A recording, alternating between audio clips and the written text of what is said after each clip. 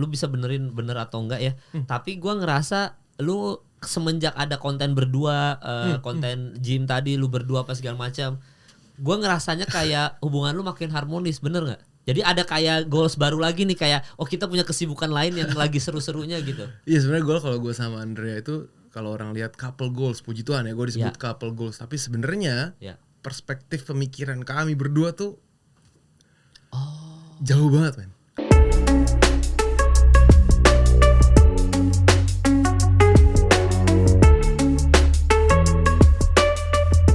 Selamat datang kembali di Bertahan di Industri, dan bintang tamu kali ini masih seputaran dari keaktoran, dan gue sempat syuting sama beliau ini, syuting Keluarga Takasatwata.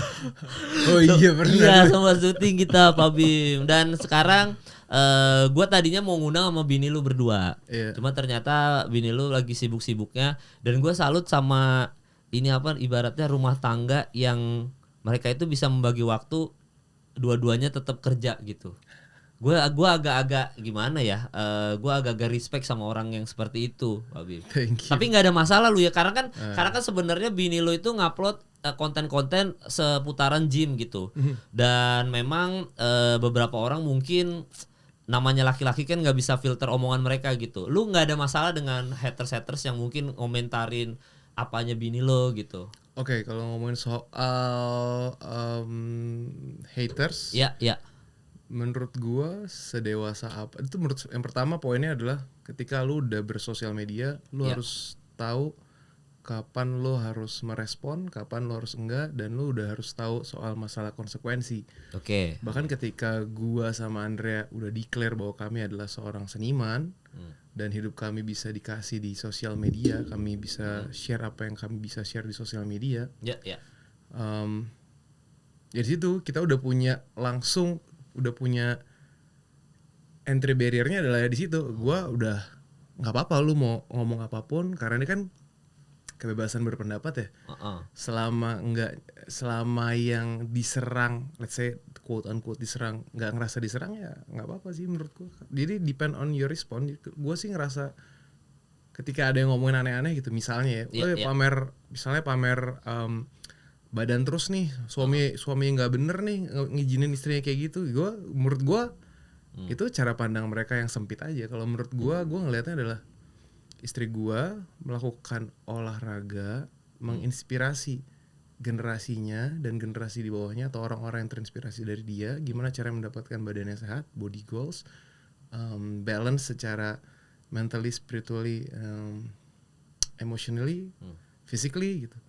Itu kan lebih luas kan perspektifnya dibanding sama lo mesti ngerespon hal yang kayak gitu.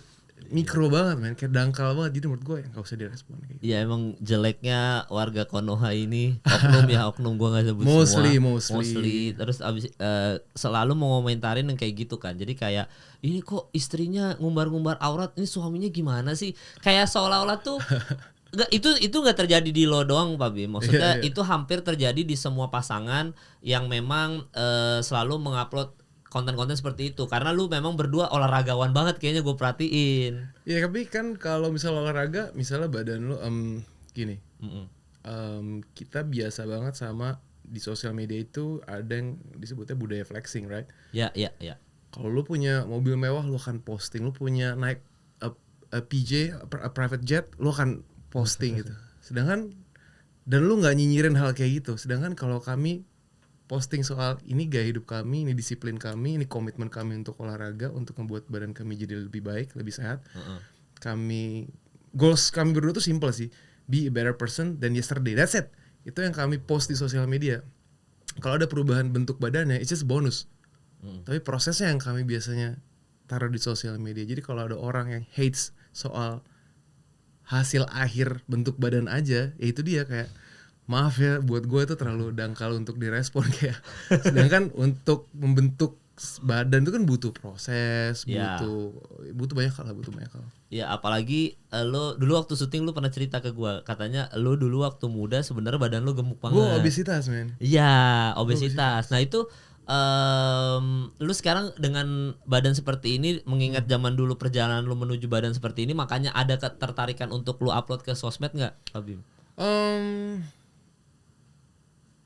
gue udah sempat upload ke sosmed sih waktu itu beberapa kali gitu. Bahkan sebelum diupload juga orang-orang udah duluan upload gitu. Gue zaman dulu kayak gimana, sekarang seperti apa gitu. Tapi again itu adalah hasil akhirnya aja, bentuknya aja. Sebenarnya sekarang gue sadarin adalah yang paling penting tuh bukan hasil akhirnya, tapi gimana journey-nya, gimana sehatnya. Karena yang paling mahal itu sebenarnya sehatnya, bukan cuman six pack-nya. Kalau six pack-nya lu diet, lu bener-bener jaga makan lu dalam 1 bulan terakhir gitu dengan pola tidur kan, badan sehat, bentuk badan yang baik itu kan rumusannya 30% latihan, 33% latihan, 33% recovery, 33% nutrisi. Selama lu punya satu target tertentu gitu, misalnya badan lu akan butuh kotak-kotak banget nih buat satu project di next 2 months, ya lu lakuin aja. Lu breakdown aja kadar nutrisi yang lu butuhin gimana, recovery-nya harus seperti apa, latihannya seperti apa. Lu akan achieve itu. Tapi kan gimana lu maintain sepanjang hidup lu untuk punya badan yang sehat, itu yang jadi benang merah yang harus di highlight sebenarnya, bukan cuman badan lu kotak-kotak. Hari ini bisa kotak-kotak, minggu depan bisa enggak, bro, kalau lu nggak maintain itu, right? Iya. Soalnya gue sampai sekarang justru pembagian itu yang agak sulit tuh, Pak. Gue kan juga lagi rajin nge-gym ya. Tapi kayaknya badan saya tidak berubah. Apa mungkin itunya yang salah tadi, persentasinya yang salah. Maksudnya coba dijabarin detailnya 33% itu secara detail gimana, Pak Bim? Jadi ini sebenarnya ngomongan ini aja ya, maksudnya omongan secara generalisasi lah. Jadi ya bukan yang secara ahli. Benar. Ya gini, banyak orang mikir semakin sering olahraga, semakin sering nge-gym, badan lo akan semakin cepat jadi. Badan lo akan secara estetik akan jadi lebih menarik untuk dilihat gitu. Kalau goalsnya adalah bentuk tubuh. Padahal kalau lo mau punya bentuk badan yang bagus, lo cukup disiplin sama hal-hal tadi itu yang gue cerita. 3 pilar tadi, nutrisi, recovery, sama latihan. Banyak orang 100% di latihan tapi dia nggak punya manajemen recovery yang bagus. Begadang, nggak tidur, terus udahlah olahraga mati-matian, ada yang sehari kayak gue pagi boxing, siang nge-gym, sore main gue renang, terus makannya apa ya, gue makan semua yang gue mau. Ya secara bentuk badan lu nggak akan achieve bentuk badan yang lu inginkan, tapi mungkin secara sehat bisa jadi aja lu sehat, karena ada orang yang olahraga banyak, makannya banyak juga, tapi dia tetap sehat karena kalori intake. Kalau ngomongin panjang banget kan, kalori intake, outtake, ada kalori yang dibutuhkan dalam sehari. Lu bisa makan, lu tahu kebutuhan kalori harian lu berapa, misalnya dengan aktivitas lu. Gua tahu nih kalori kebutuhan harian gua tuh di 3.500. Kalau gua skip di 3.500 kalori sehari, badan gua gak akan berubah, badan gua gini-gini aja. Tapi ketika gua mau body fat gua turun, muscle gua naik, gua harus latihan pakai pola A, dietnya pakai intermittent fasting, something like that. Jadi memang penuh dengan ilmu pengetahuan sih, full of knowledge, dan untuk ngambil keputusannya juga lu butuh wisdom, dan emang butuh orang-orang kayak mentor-mentor yang emang udah apa ya, udah legit verified gitu untuk ngasih ilmu kayak gini. Karena itu dia tadi balik kayak gue udah nge-gym kok badan gue nggak jadi ya. Goals lu apa? Goals lu sehat, bikin bicep gede atau badan bagus, itu semua punya part-nya sendiri-sendiri. Punya rundown-nya sendiri-sendiri lah ibaratnya. Oh gitu. Dan itu bisa di breakdown. Kalau lu udah tahu caranya, it's simple. Harus nyari PT-nya berarti yang bener ya? Exactly. Karena lu nyari guru. Makanya gue profesi yang sangat gue hargain adalah guru. Any kind of guru ya. Karena guru itu kan bisa mentransfer nilai, bisa mentransfer kemampuan. In my area, guru olahraga gitu, yang modern, let's say personal trainer. Kalau personal trainer lu bener-bener tahu dan kompeten dan classified, ya lu akan mengeliminasi banyak hal yang nggak perlu lakukan, banyak hal yang lu nggak perlu cobain. Lu akan efektif ngelakuin apa yang perlu lu lakuin aja, karena dia udah pernah ngalamin semuanya, dan dia punya semua knowledge-nya, dia punya wisdom-nya, kita tinggal ngelakuin aja satu persatu.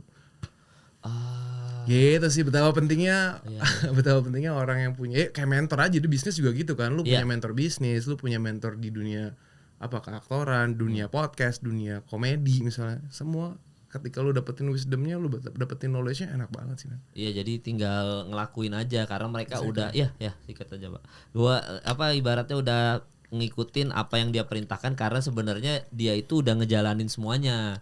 Ya bener. Kecuali lu badung banget ya, mereka udah punya pengalamannya gitu. Kadang-kadang lu tetap kayaknya gue mesti cobain dengan cara gue sendiri ya, go ahead. Lu latihan tiap hari? Enggak, gue latihan seminggu cuma 4 kali. 3 hari gue latihan beban, 1 hari gue boxing. Oh, 1 harinya boxing. 1 hari boxing. Jadi ngelihat Uus menang lawan Jerings. Gue bangga sih ngelihat mereka berdua, dan tadi malam gue Iya. Ya maksudnya itu pertandingannya kan tadi malam ya. Iya, pas kita tag ini ya. Gue nonton, jujur ya gue terkesima sih ngelihat sekarang. Bukan cuma sekedar celebrity fight yang jab punch kabur gitu, nggak, bener-bener serius, emang bener-bener teknik gitu. Iya, ada teknik, walaupun Uus kayak ngelawak gitu, kayak ngindar-ngindar tetap. Tapi Muhammad Ali banget men, kayak jago sih. Ya mungkin karena gue deket sama Uus ya, maksudnya nggak deket-deket banget juga, maksudnya kenal as a person.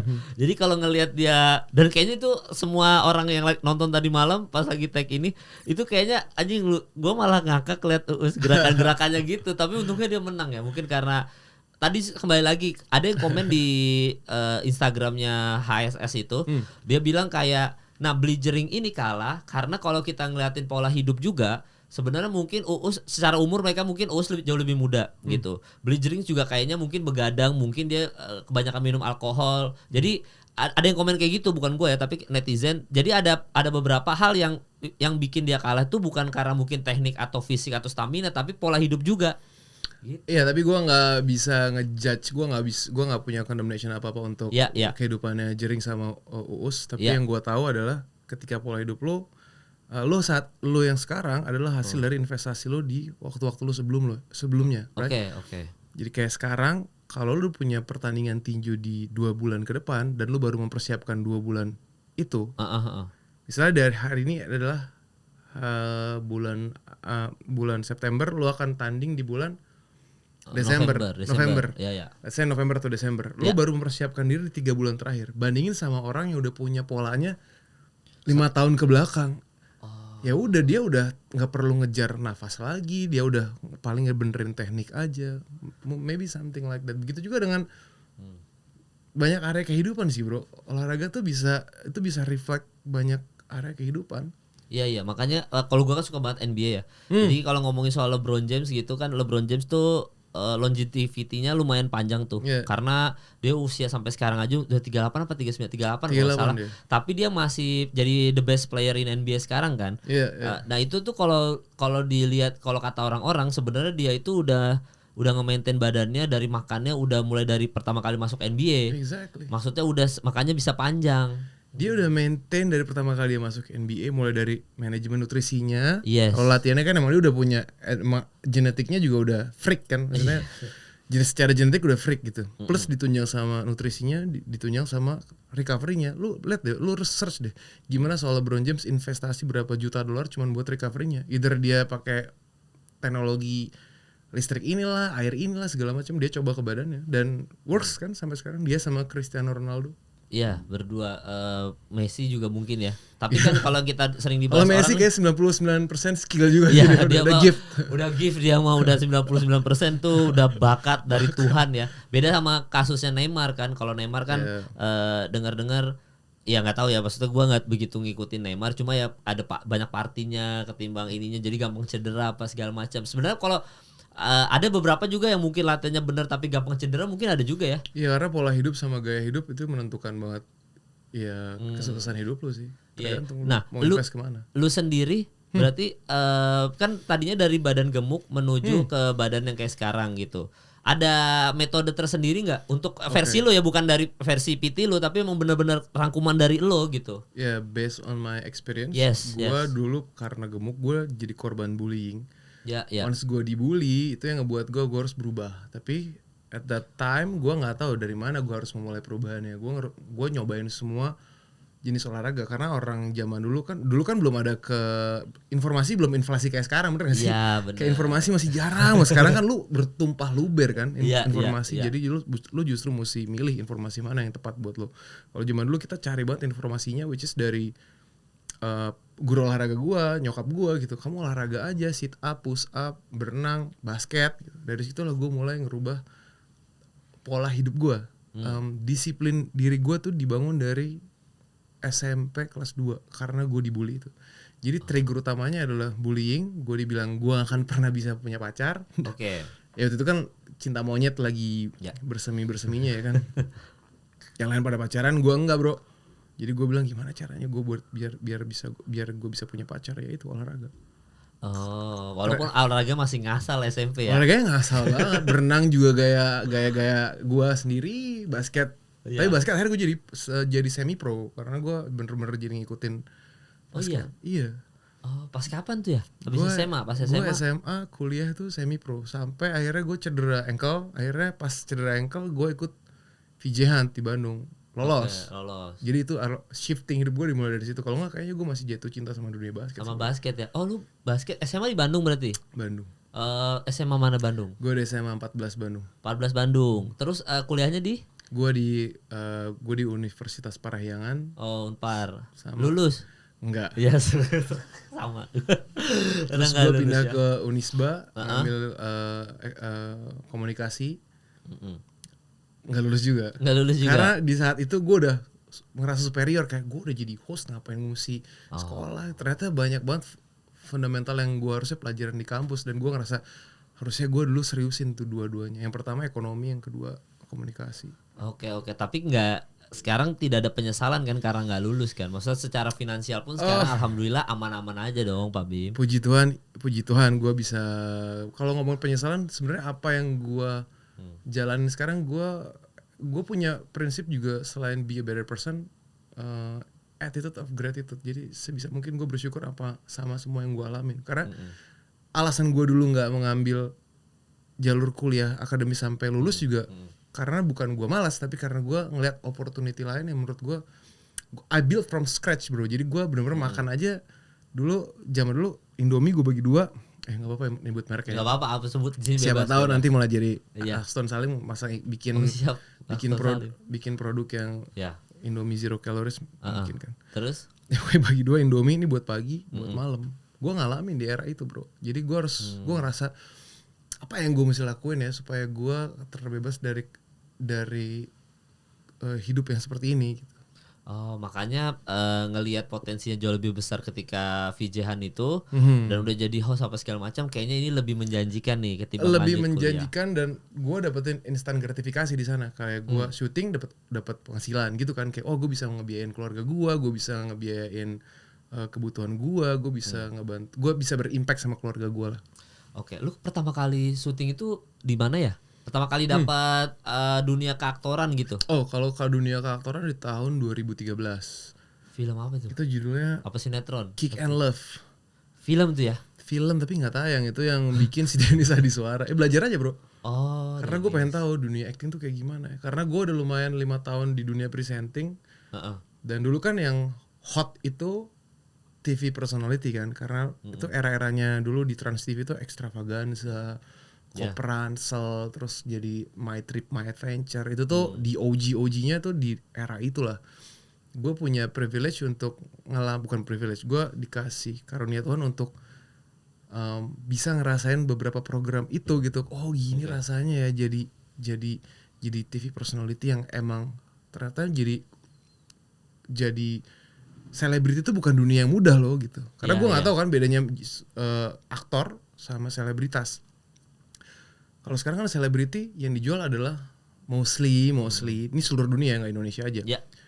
Selebritas itu yang dijual adalah viralitas sama sensasionalitas. Padahal sebenarnya tugas terberat selebriti adalah lo harus punya intellectuality yang tinggi lah, intelektualitas yang tinggi lagi. Karena semua omongan lo, kehidupan lo kan jadi contoh, lo kan jadi teladan buat fans lo, buat circle lo gitu, lo bener-bener disorot banget gitu. Tapi kalau lo nggak intelek, cuman modal viral, kebayang nggak berapa juta orang yang kena dampak dari viralitas lo yang ternyata itu bukan berdasar sama intelektualitas gitu. Dan itu gue belum tahu waktu itu. Jadi gue masih ngerasain, oh iya ternyata dulu tuh gue digembleng lumayan berat sama mentor-mentor gue di sana. Salah satunya Wisnu Tama, Mas Tama. Yoi, Mas Tama top sih dulu. Maksudnya gue ngalamin di era kepemimpinannya dia gitu. Jadi gue ngerasain banget. Iya, gue kemarin pas Bang Rifnu Wikana kesini juga ngobrolin soal itu juga, soal attitude, soal ternyata nggak segampang itulah. Maksudnya kita harus punya knowledge supaya kita tuh bisa long lasting di industri entertainment gitu. Dan masalahnya kalau pembahasannya Bang Rifnu ini, gue lebih ke gimana caranya bisa jadi aktor kayak lu Bang, karena enggak semua orang, mungkin beberapa orang-orang ini good looking lah, dalam pengertian mereka itu ikut kayak Kinar Yosi kan, Mbak Kinar ikut Wajah Femina, Luna Maya juga ikut Cover Girl apa segala macam. Ini kan Bang Rifnu ini jalurnya jalur acting bener gitu. Terus dia bilang kayak gini ya, kemarin yang gua garis bawahi dari obrolan sama Kinar Yosi dan Bang Rifnu adalah keaktoran itu diperlukan banyak tragedi di hidupnya dia. Jadi karena banyak tragedi, akhirnya yang bikin dia jadi solid sebagai as a aktor gitu. Dia cerita kok ibunya meninggal apa segala macam. Jadi itu tuh, tatapan itu tuh yang bikin dia pas acting, matanya tuh kayak ini kesedihan gue nih segini dalamnya loh. Lu nggak bisa ngikutin kesedihan gue. Nah, lu kan juga berarti kan jalur hidupnya, kalau lu bilang tadi sempat dibully, mungkin lu udah punya itu juga kali ya, punya rasa tragedi apa kesedihan gitu. Ya gue juga mungkin nambahin sedikit kalau Mas Rifnu. By the way ini gue dari tadi nggak name dropping ya, emang bener-bener gue apa yang gue rasain, apa yang gue alamin, jadi gue taruh di situ gitu. Kalau mungkin dari perspektifnya Bang Rifnu itu kan based on rasa banget, karena di pure aktor, bener-bener aktor yang emang aktor garis keras gitu. Tapi juga ada orang-orang yang berkecimpung di industri, nggak mulai dari dunia keaktoran. Kayak gue kan dari hosting gitu. Mungkin cara gue mengolah rasanya nggak sampai detik ini gue masih belajar gimana cara ngolah rasa yang bener sebagai seorang aktor gitu. Karena acting tuh bukan cuman perkara yang gue rasain ya, bukan cuman perkara lu datang terima skrip terus lu ucapin. Jualan muka lo rahang kotak, hidung mancung, enggak lagi. Acting tuh lebih dari itu. Fundamentalnya bukan cuman melihat, mendengar, merasakan, memikirkan, melakukan, tapi lebih dari itu. Gimana cara kita bisa deliver gini. Buat gua ketika mendapatkan sebuah peran, itu tuh jadi kayak wisata karakter. Kita dikasih privilege untuk menghidupkan karakter itu. Ngebuat karakter itu bisa jadi mirip dengan kita dengan ada perbedaannya, atau totally different sama kita, atau ada perspektif lain. Tapi yang jelas karakter itu hidup sehidup-hidupnya di tangan kita, dan punya background, punya pemikirannya sendiri. Iya dong, karena punya kehidupannya sendiri kan. Jadi itu jadi wisata karakter buat kita kan. Privilege banget buat ngehidupin. Lu dikasih kesempatan untuk menghembuskan nafas kehidupan untuk karakter itu, men. Itu dalam banget loh, Mal. Iya. Dan itu nggak cuma sekedar lu datang ke set, baca skrip, ngomong. Nggak, lu benar-benar harus hidupin dia. Kadang-kadang gue terlalu klise kalau ngomong methods ya. Cuman kalau gue, salah satu yang cara terampuh buat gue adalah nge-breakdownnya dari sisi psikologi, fisiologi, sosiologi. Jadi apa yang mirip sama gue, apa yang gak mirip sama gue, apa yang karakter ini butuhkan, karakter wants, karakter needs gitu. Jadi memang harus hidup banget sih supaya emang karakternya hidup gitu. Dan kalau banyak yang bilang lu harus fail fast supaya lu bisa, kan secepat-cepatnya lu gagal, lu akan cepat juga lu bangkit untuk cari solusinya gitu kan. Tapi gue termasuk orang yang percaya sama nggak apa-apa lagi lu gagal berkali-kali dalam hidup, karena itu bukan sebuah kesalahan. Gagal tuh di mana momen lu bisa belajar terus.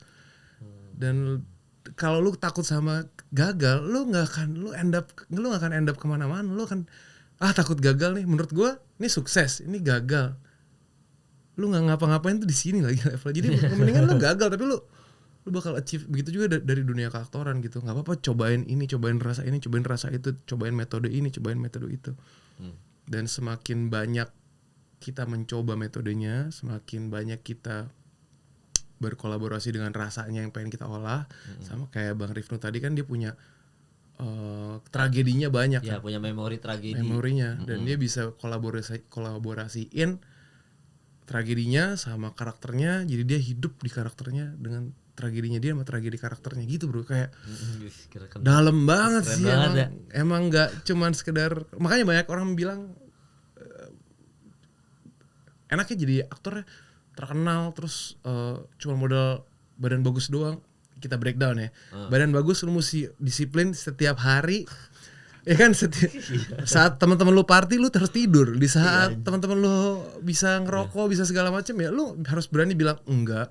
Gue cuma minum air putih dan gue tetap harus hadir di sini walaupun mata lu ngantuk dan lu harus punya tekad untuk bangun pagi, komitmen olahraga and then ngejalanin kehidupan lu. Itu dari satu variabel aja tuh.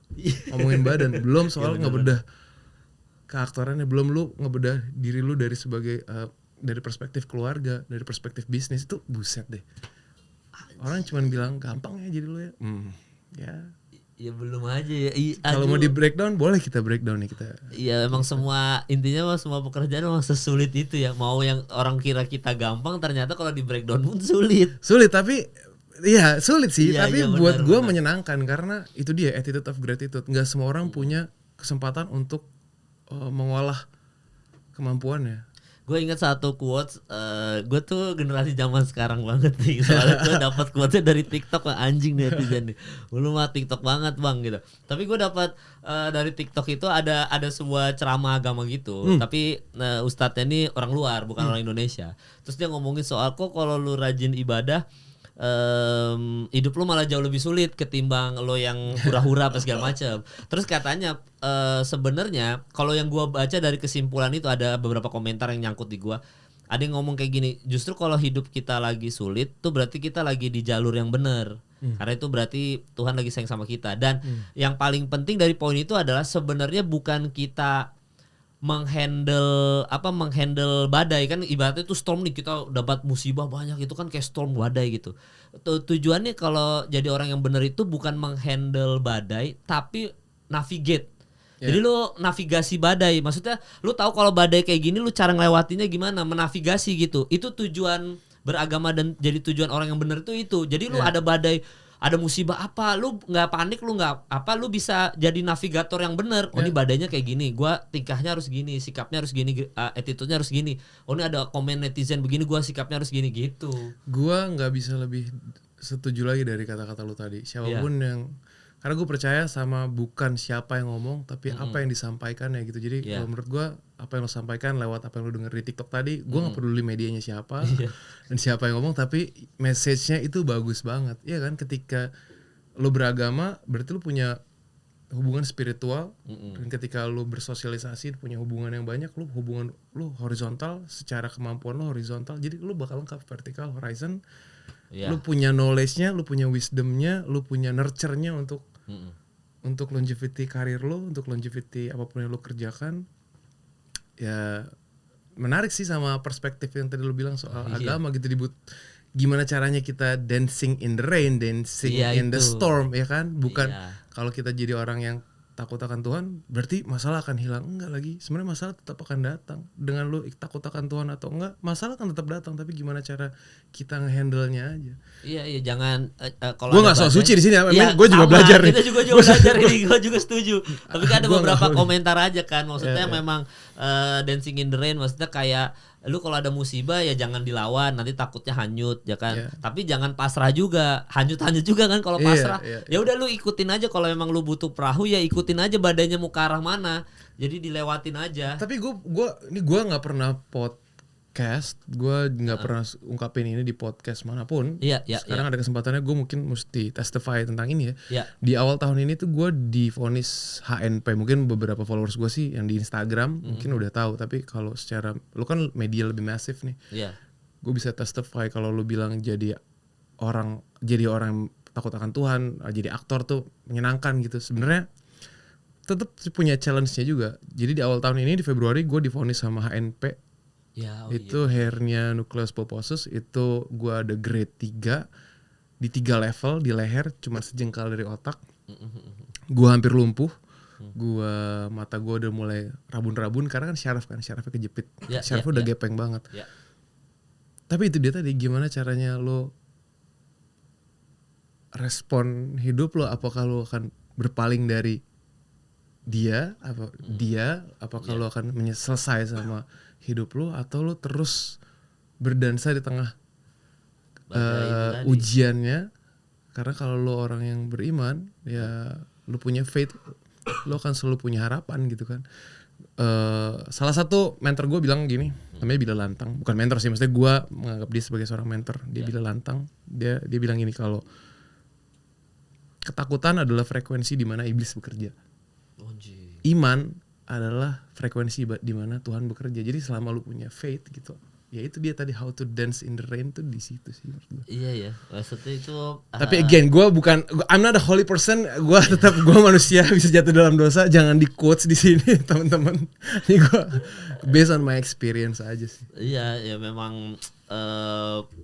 Gimana ya, hal-hal kayak gitu tuh. Jadi dalam memang. Iya, maksudnya memang beberapa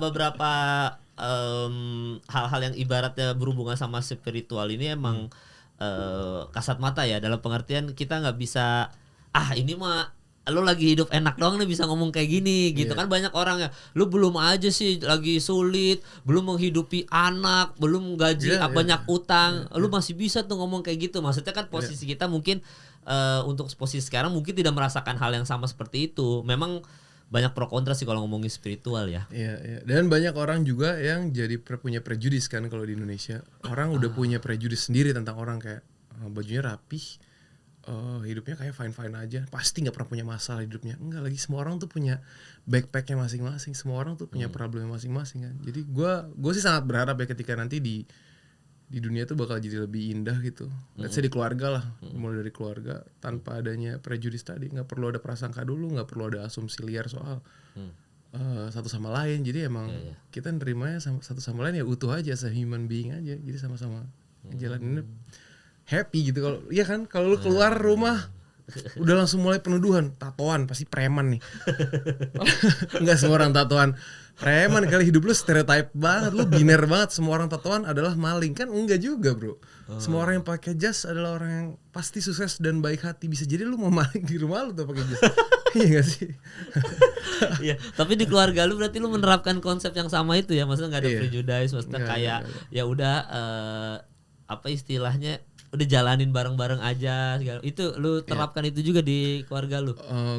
Gua menerapkan karena gua belajar, gua lead by example. Justru lead example yang paling, harusnya ada dia sih, paling dekat sama gua adalah Andre ya. Gimana cara dia ngasih solusi setiap kali ada masalah, gimana cara dia tenang, calm ngadepin masalah. Itu gua tuh tadinya orang yang sangat berapi-api. Maksudnya berapi-api adalah penuh antusias. Kalau ada kerjaan, ada problem tuh gue antusias, kayak wah problem nih, kita harus selesaiin nih. Sedangkan dia tuh yang chill, kita breakdown aja, kita urain dulu satu-satu masalahnya apa, kita cari solusi terbaiknya, mana ini pros and cons-nya apa. Jadi karena gue 10 tahun kan nikah sama dia, lama-lama ya udah jadi kebawa moodnya dia. Setiap kali ketemu problem ya slow aja gitu.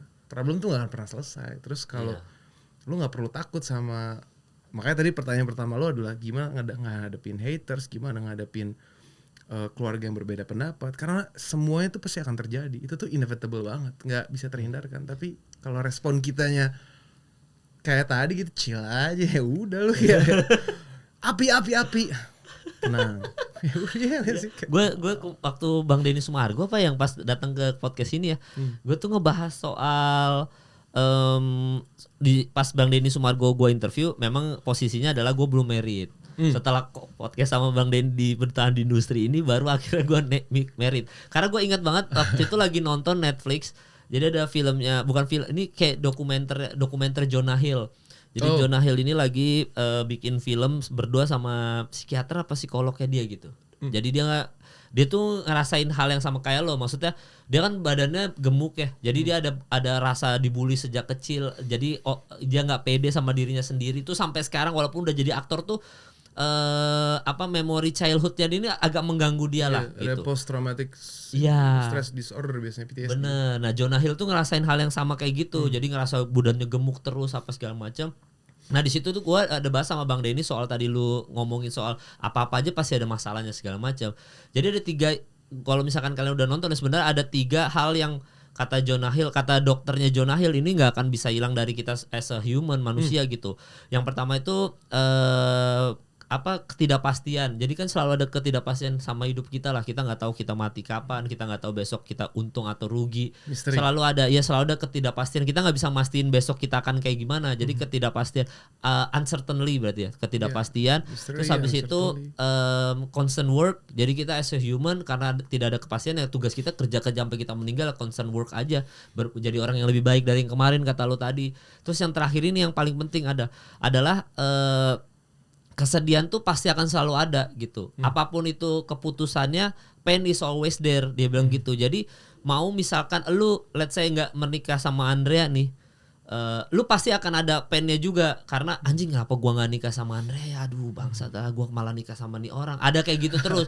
Lu menikah sama Andrea pun pasti ada kayak kenapa gua nggak nikah sama yang ini, selalu kenapa ada gua nikah duluan ya, gua 24 gitu ya itu pasti selalu ada keputusan yang kita ambil itu pain is always there. Mau kita ngambil nikah umur 24 lo tadi bilang ataupun tidak menikah di umur 24 baru 38 baru married, pain is always there. Jadi apapun itu pasti ketemu trouble.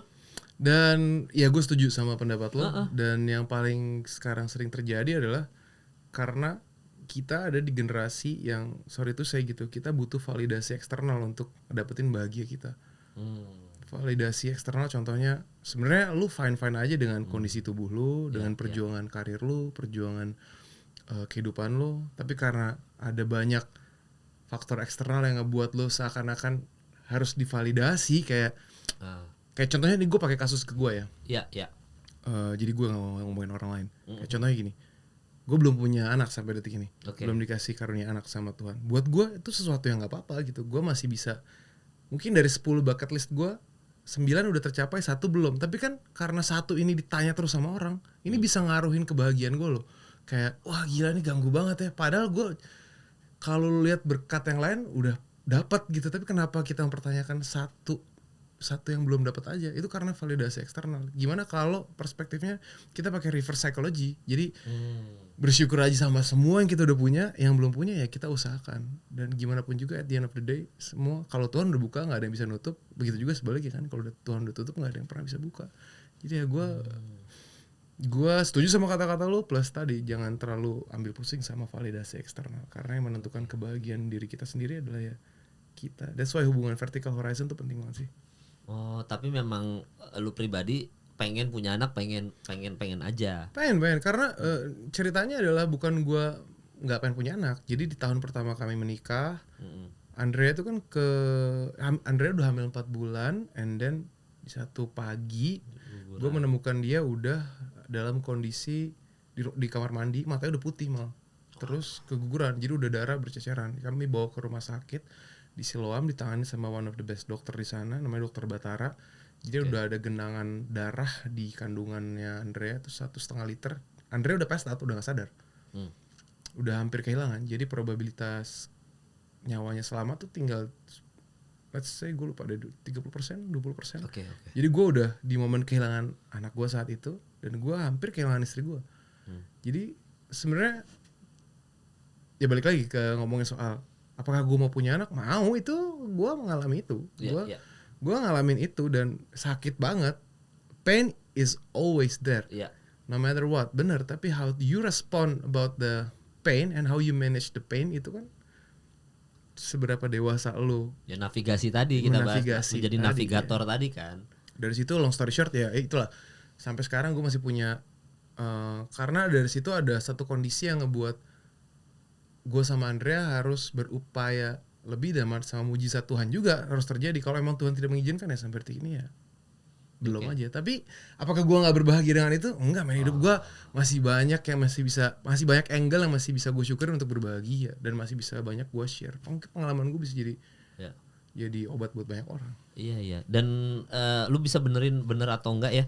Tapi gue ngerasa lu semenjak ada konten berdua, konten gym tadi lu berdua apa segala macam, gue ngerasanya kayak hubungan lu makin harmonis, bener nggak? Jadi ada kayak goals baru lagi nih, kayak kita punya kesibukan lain yang lagi seru-serunya gitu. Iya, sebenarnya kalau gue sama Andrea itu, kalau orang lihat couple goals, puji Tuhan ya gue disebut couple goals, tapi sebenarnya perspektif pemikiran kami berdua tuh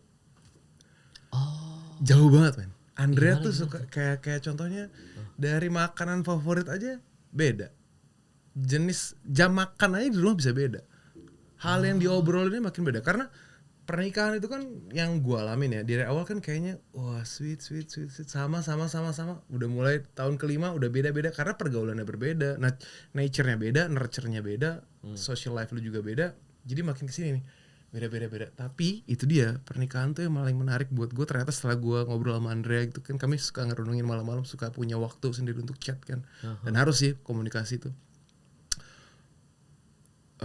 Gue tuh bilang, Andre tuh bilang gini, gila ya walaupun kita nggak sama tapi kita harus terus push diri kita untuk terus saling ngertiin satu sama lain tentang konsep kehidupan, tentang how to adapt, dan benang merahnya adalah adaptasi. Karena kita manusia nggak akan pernah berhenti berubah, pasti akan terus menerus berevolusi kan, berevolusi secara sosial, berevolusi secara intelektualitas, you name it lah.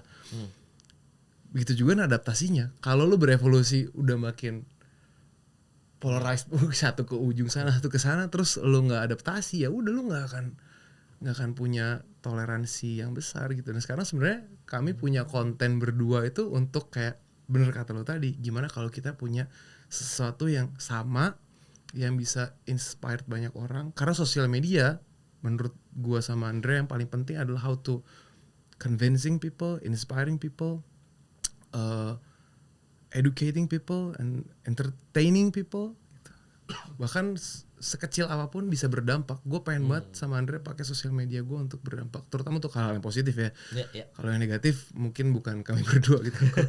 Gue better cari yang positif aja. Nah, kenapa sekarang kalau lu lihat bisa jadi kayak sesuatu yang baru gitu, sesuatu yang ngebuat orang jadi pengen punya momen-momen atau rasa yang kayak kami berdua tawarin di sosial media, karena kami juga ngerasain itu kayak ternyata seru ya sosial media bisa dipakai untuk menciptakan dunia seperti itu, dunia yang kayak tadinya utopia tapi jadi kayak nyampe gitu. Gue juga sama Andre bisa nih gitu, kalau if I can do it and then you can do it guys gitu.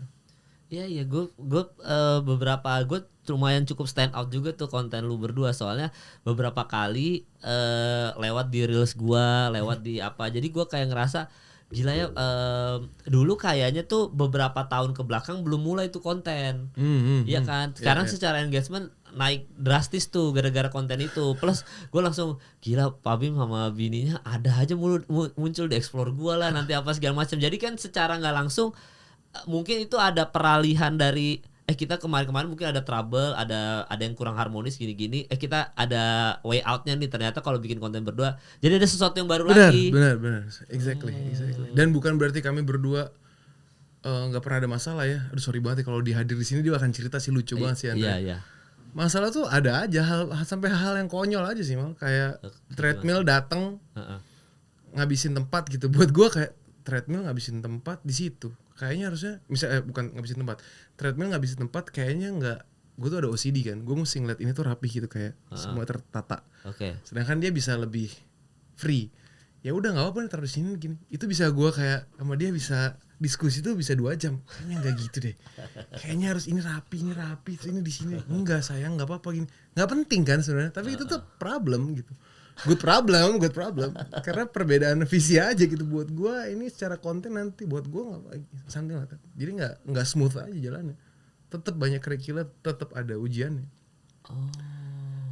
Dan gue percaya sih setiap ujian itu dia diizinin sama yang di atas terjadi supaya kita naik kelas. Makanya ada ujian matematika, ujian fisika supaya kita naik kelas kan. Tapi kalau cobaan tuh dihadirkan sama iblis. Makanya lu jangan kadang-kadang mencobai diri sendiri, karena kalau lu mencobai diri sendiri nggak sesuai sama rancangan dia Tuhan, hidupnya ya lu akan penuh sama cobaan hidupnya.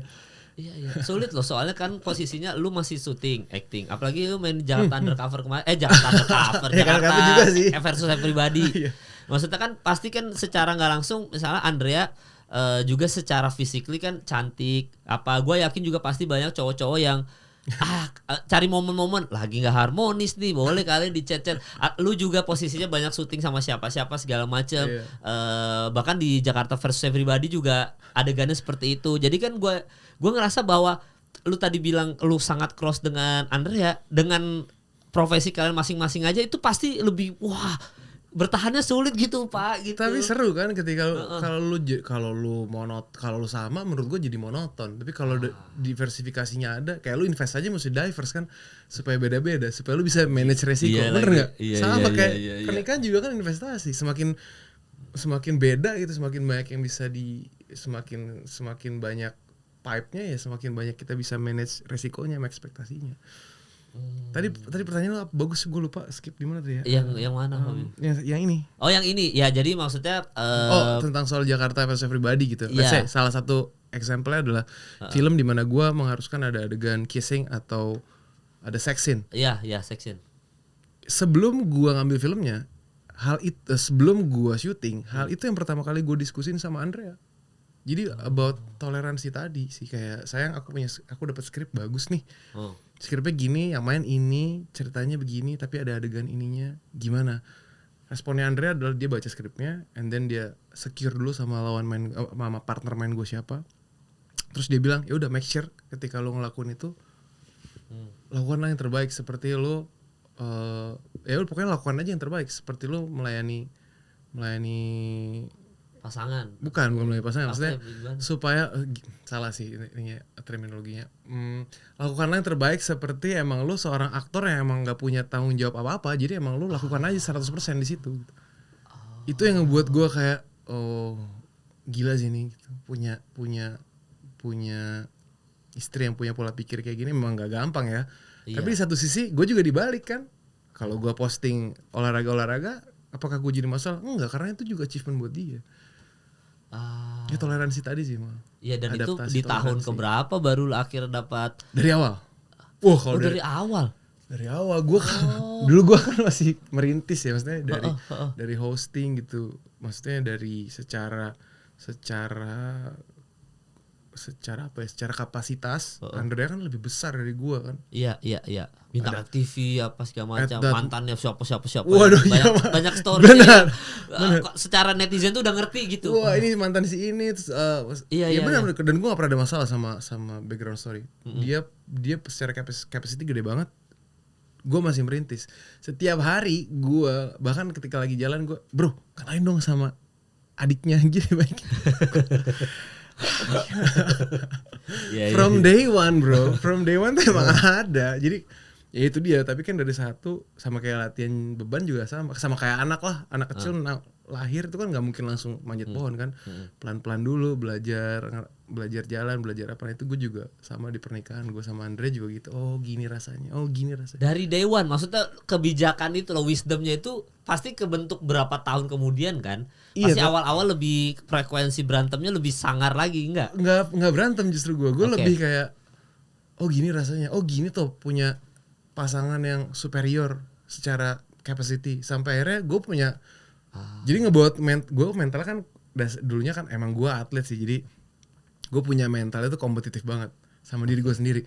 Kalau bini gue di situ, levelnya gue harus ada di situ juga. Jadi kayak gimana caranya, bukan gue mempermasalahkan tadi validasi eksternalnya, tapi gimana caranya gue keep up sama capacity-nya. Jadi kalau capacity-nya sama kan nggak akan ada yang bisa ya udah lo kapasitas lu sama. Oke, gue I don't wanna touch your wife because your capacity is equal gitu.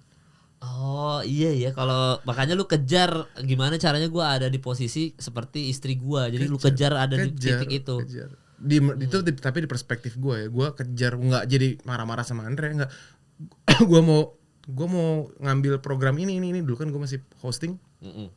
Sebisa mungkin gue kejar capacity gue semaksimal gue bisa. Pokoknya gue mau jadi versi terbaik dari diri gue supaya gue bisa mengimbangi kapasitasnya istri gue.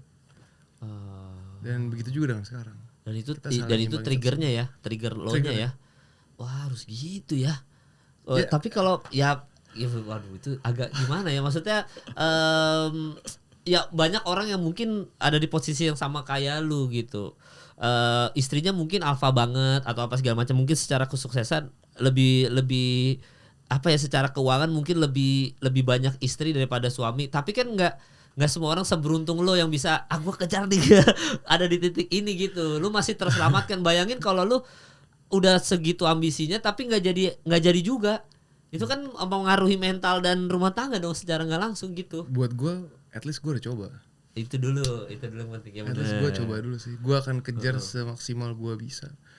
Dan ternyata satu dan lain hal, Tuhan ngizinin itu ternyata ya bagus buat kehidupan gue sama Andrea sekarang. Jadi kami saling berkompetisi yang sehat satu sama lain.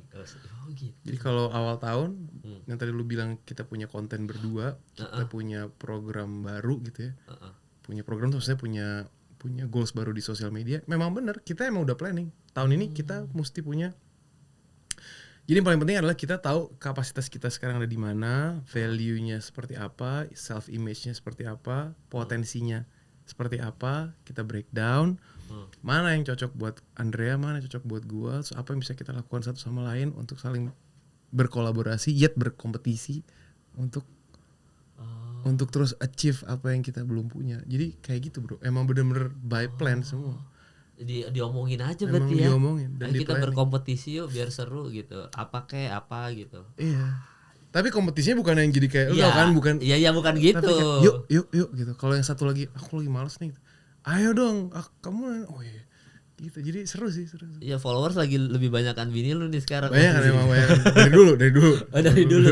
Tapi kan ya beda-beda dikit, cuma ya maksud gua baru tau mindset itu. Mungkin itu berguna buat gue dan mungkin yang lagi nonton juga bermanfaat ya, karena bisa aja kayak gitu, kayak kita coba ngejar apa kayak yang bisa bareng-bareng, kita berkompetisi juga siapa ya, seru juga ya. Benang merahnya lebih ke arah berkolaborasi sih, tapi ada sisi mentalitas kompetitifnya gitu. Jadi kayak berkompetisi. Ya supaya semangat. Karena kita tuh manusia tuh memang harus, supaya kita bisa nge-push diri kita to the limit jadi versi yang lebih baik atau enggak ngelewatin mah harus ada kompetisi terus kan. Bener bro, kalau lu udah punya zona nyaman, lu udah ada di comfort zone, lu udah ngerasa punya, let's say bisnis gua jalan, kerjaan gua udah established gitu. So, apalagi kayak udah gua ongkong-ongkong kaki aja.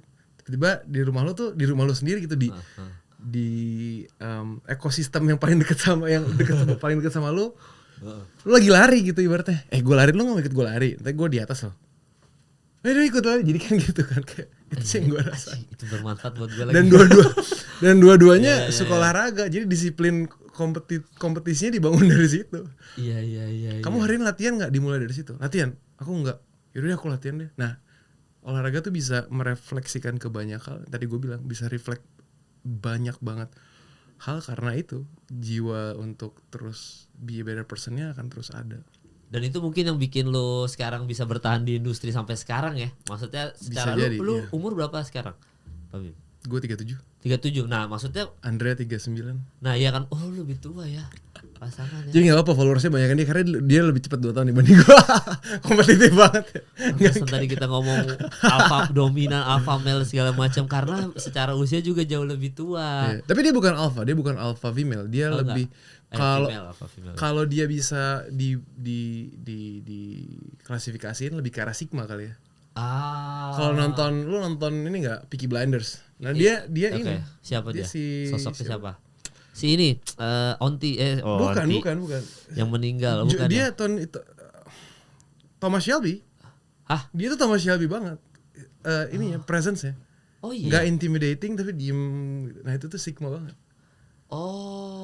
Thomas Shelby itu ada gambaran bini lu tuh ya? Lebih karakternya bukan tiba-tiba dia jadi ngerokok kayak gitu. Enggak. Whisky enggak. Apa bunuh orang. Bukan. Maksudnya secara moodnya, secara capacity-nya kayak itu Thomas Shelby kalem, tenang gitu. Terus dia beride, punya planning gitu. Itu dia tuh ya. Lu juga sebenarnya punya planning juga pasti kan? Kalau gua lebih ekstrovert, jadi gua itu antusias, orang yang antusias aja pokoknya. Kalau ada ini, ayo kita lakukan, kita breakdown gitu. Gua lebih mungkin sama sih, cuman gua heavy thinker, lebih pemikir gua dibanding sama dia. Dan dia introvert tadi lu bilang. Bedanya dia lebih introvert, jadi lebih kalem. Nggak ada kesulitan tuh lo ekstrovert dia introvert di rumah tangga? Nggak ada kesulitan. Justru itu yang ngebuat kita jadi makin perbedaan. Itu dia tadi ya, kalau monoton, kalau sama-sama aja itu lo akan menarik selama 5 bulan kayaknya deh. Kayak sama, makannya sama. Lu kalau seumur hidup sama semua bro, iya sih kayak sama aja gitu. Makan ini ya kayak enggak ada perubahannya. Nah, kalau dia tuh emang sama gue emang beda banget, bumi dan langit sebenarnya. Dan carilah pasangan yang beda bumi dan langit supaya bisa bertahan di rumah tangga. Mintalah pasangan yang tepat sama yang di atas ya, supaya kamu dikirimin pasangannya yang benar-benar sesuai sama kapasitas kamu. Ya, dan berkompetisi berarti yang bikin bertahan di industri sampai sekarang nih, lu as a actor, as a host, ya. Gua hosting sebenarnya udah enggak. Ya mungkin gue akan coba lagi untuk nge-host, tapi gue pengen banget punya program yang bisa ngasih dampak yang positif untuk generasi sih sebenarnya. Tapi gue masih godok lah. Ya berarti tips bertahan di industri versi lu apa Pak Bim? Oke, klise buat gue, tapi gue tetap harus naruh ini yang pertama karena ini yang gue lakukan. Put God first. Dan yang kedua, jadilah pribadi yang kompeten. And then lu harus punya kompeten. Kompeten tuh bisa di break lagi ya. Oke. Punya put God first nomor 1. Nomor 2-nya kompeten. Kompeten tuh dibagi lagi jadi beberapa pilar yang gue rasain ya. Ada pengetahuan, pemahaman, punya kemauan. Ya dong, kalau lu gak punya kemauan, gak ada willing, gak ada kehendak, lu gak akan pernah bisa bertahan gitu. Lu harus punya nilai, integritas. Gak bisa ditawarin jalur belakang, nggak mau karena lu punya integritas, lu yakin sama kemampuan lu. Lu korupsi bukan karakter lu, integritas aja. Karena lu untuk longevity tadi kayak LeBron James, dia nggak mungkin main korup sama hari liburnya, dia nggak mungkin korup sama teman-temannya, dia nggak mungkin korup. Bukan hanya cuma uang ya, korup tuh dalam banyak hal. Terus sikap, attitude tuh penting banget sih, because your attitude determine your gratitude gitu. Attitude lo tuh adalah paspor untuk dapetin lo ke promosi. Oke, berarti attitude itu maksudnya baik sama orang yang gitu-gitu atau enggak? Maksudnya gimana definisi attitude yang versi lo nih apa nih? Sikap yang punya integritas ya tadi sikap sih, lebih ke arah sikap. Kayak contohnya gini. Oke. Hal simpel ya. Lo jadi orang yang solutif, lo jadi orang yang, tapi terlalu berat sih kalau ngomongin wise. Gimana ya? Gue tuh terbiasa sama, gue nggak mau jadi orang yang quote unquote kecil. Orang kecil adalah orang yang ngomongin orang lain. Orang yang biasa-biasa, maaf ya gitu, orang-orang yang mediocre itu akan ngomongin event. Tapi orang yang besar, pemikiran besar, dia timbul dengan gagasan, ide, ngasih solusi kalau ada masalah gitu. Jadi gue nggak nyerang pihak manapun, dan gue nggak so pinter, nggak bener, gue juga masih belajar di sini. Tapi jadilah pribadi yang seperti itu gitu. Jadi jangan jadi pribadi yang punya nilai yang kecil. Jadi attitude tuh adalah attitude yang besar gitu. Attitude yang emang lu udah, kalau lu datang ditunggu-tunggu, kalau lu punya project ditunggu-tunggu bukan berarti datang telat ya. I mean, seru banget ya punya project sama dia. Terus lu bisa ngasih dampak, helpful, mindful, impactful. Itu sih bro, kata-kata gue cuma itu doang sih, kayak helpful. Dan itu berlaku di semua pekerjaan lo. Maksudnya yang sekarang ngomong, saya karyawan biasa bang, tapi itu bisa omongan lu tadi bisa. Bisa. Itu playbook. It's the simple playbook kok.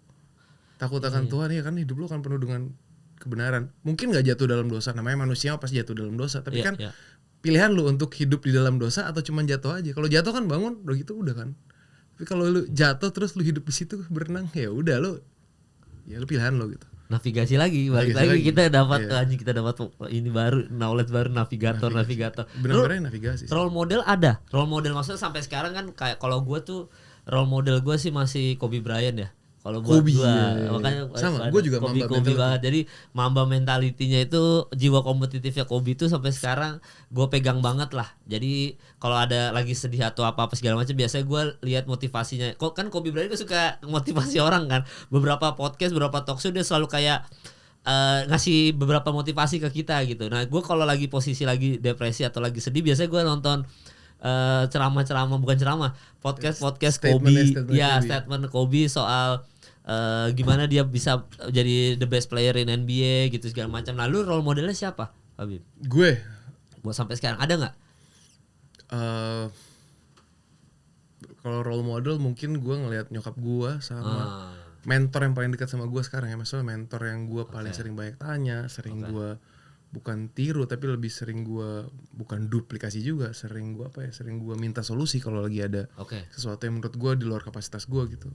Itu Angga Sasongko sama Anggia Karisma. Jadi menurut gue itu adalah sosok-sosok yang bisa ngebuat gue kayak gini ya how to break down the problem. Gini ya ternyata kalau jadi ya lu pengen jadi orang besar tapi dihadapin satu masalah lu lari, lu begini. Jadi kayak buat gue mereka lebih real, buat gue real, dekat, ada proxy gitu kayak kalau Kobe kan ya gue ngidolain banget Michael Jordan sama Kobe Bryant man.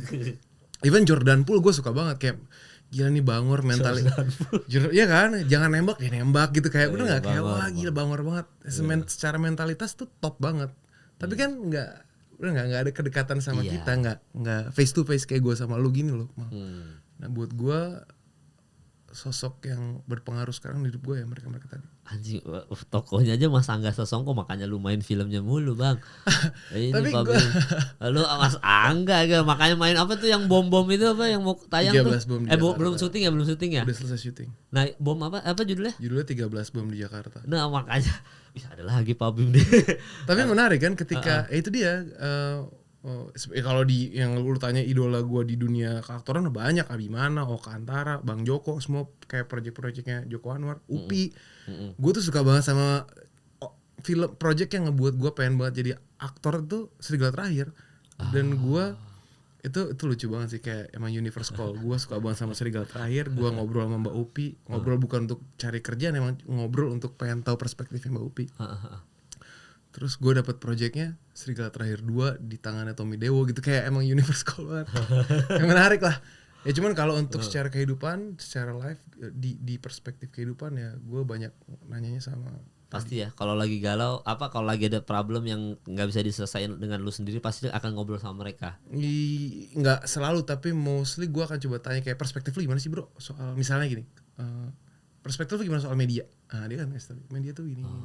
Oh iya, jadi gue punya perspektif lain yang secara picture-nya lebih, mungkin gue baru helikopter view, mereka udah kayak satellite view gitu, ngeliatnya dari ujung sampai udah gede banget gitu. Iya. Lu healingnya kalau dari rumah tangga apa? Healingnya itu ngobrol, apa liburan atau apa? Interesting question. Healing ya kalau dari rumah tangga nih, kita ngomongin soal kan pasti rumah tangga kita hadapi setiap hari. Kalau kerjaan kan nggak tunggu ada callingan apa segala macam. Nah berarti healing lu apa sejauh ini? Gue lumayan terstructured sih, mal. Bukan berarti gue tadi nggak punya masalah, tapi pasti ada masalah. Tapi ketika gue ada masalah ya gue akan beresin itu secepat-cepatnya. Dan kalaupun itu gue, kalau dalam rumah tangga gue nggak percaya masalah itu harus lebih dari 1 malam gitu. Jadi healingnya adalah ya dengan lu ngobrol sama itu ya istri lu gitu. Kalau menurut gue langsung selesaiin di situ juga sih. Kayak gimana caranya supaya kita nggak mengulang lagi masalah ini, dan gimana gini. Gue sama Andrea sama-sama punya kemampuan reseptif yang berbeda. Oke. Mungkin gue lebih cepat menangkap dari pendengaran, dari visual gitu, dari baca. Kalau Andrea pure visual. Jadi ketika ada yang nggak sesuai gitu, emang harus by example. Harus lead by example. Kalau misalnya lu tuh nggak boleh naro piring sembarangan, nggak nyampe tuh. Gimana caranya supaya dia, ini contoh simpel ya. Gimana caranya supaya dia mengerti? Udah, gue beres makan, gue cuci misalnya, gue taruh. Jadi kan dia ngeliat tuh visual. Oh iya, berarti gue juga gitu. Kurang lebih kayak gitu. Jadi nggak ada masalah-masalah yang Gak pernah mumet sama istri sampai sekarang, atau enggak gue mau cabut dulu dari rumah deh. Naik motor kan, kalau orang-orang motoran dulu dah. Gue naik motor malah pegel bro. Pegel, berkeluar komplek gue macet kayak udah makin nggak healing. Tapi kalau healing gue nggak ngerasa healing itu kan menyembuhkan, benar sih? Iya, menyembuhkan. Dan kalau emang lukanya bisa langsung kita rawat, kita nggak perlu proses penyembuhan yang panjang. Wah oke juga ya. Ya kan beberapa orang butuh yang kayak gue supaya nggak bosan di rumah tangga atau apa, naik motoran rame-rame, touring gitu-gitu, atau nggak liburan sendiri, atau nggak nonton olahraga. Ada beberapa yang kayaknya Bang Oka deh waktu itu, gue ada interview Bang Oka Antara sama Mbak Marsha Timothy. Jadi Bang Oka yang ngomong tuh healingnya dia nonton olahraga. Jadi dia kalau lagi mumet apa segala macam, dia akan nonton, karena dia juga besar di Amerika juga kan. Jadi dia suka banget basket, dia suka semuanya, dia tonton lah gitu. Nah gitu-gitu. Tapi lu nggak ada sejauh ini, masih mungkin ilangin mumetnya dikit dengan syuting mungkin gitu kali kalau lu ya. Jadi ada di lokasi syuting tuh kan ya lumayan cukup. Ada orang baru lagi di hidup gue, bisa ngobrol-ngobrol tadi, deep talk lagi. Justru gue lebih banyak problemnya di dunia di area bisnis bukan di keluarga. Jadi kayak gue mungkin jadi malah ke kalau ke Andrea tuh part of healing gue kali di dunia bisnis ya gitu kali ya. Kayak Andrea tuh justru kayak hello, are you okay today? Gitu, jadi kayak gue nggak mau nambahin dari areanya dia sih. Oke, jadi sejauh ini dia healernya. Wah enak juga kalau punya pasangan healer. Makanya teman-teman carilah pasangan yang tadi berbeda 180 derajat kalau bisa, supaya tidak bosen. cari pasangan yang jiwanya healer, Iya, sama menyelamatkan, melayani. Melayani. Sama melayani itu maksudnya kita juga harus saling sama-sama Iya. melayani ya, in Iya. any ways gitu. Sama nggak perlu kemakan sama konsep yang diciptakan kita sendiri gitu, soal lo harus menikah di umur sekian, lo harus punya anak di umur sekian, lo harus punya apa. Enggak. Lo hidup dengan, menurut gua lo hidup dengan pace lo aja, lo yang tahu gimana progres diri lo, walaupun 1% satu hari itu nggak apa-apa. Kayak gue baca bukunya Atomic Habit-nya James Clear itu juga bagus banget kan. 1% sehari itu nggak apa-apa, tapi dalam 1 tahun 365%. Jadi lo lakukan aja dengan pace lo, make sure lo progress gitu.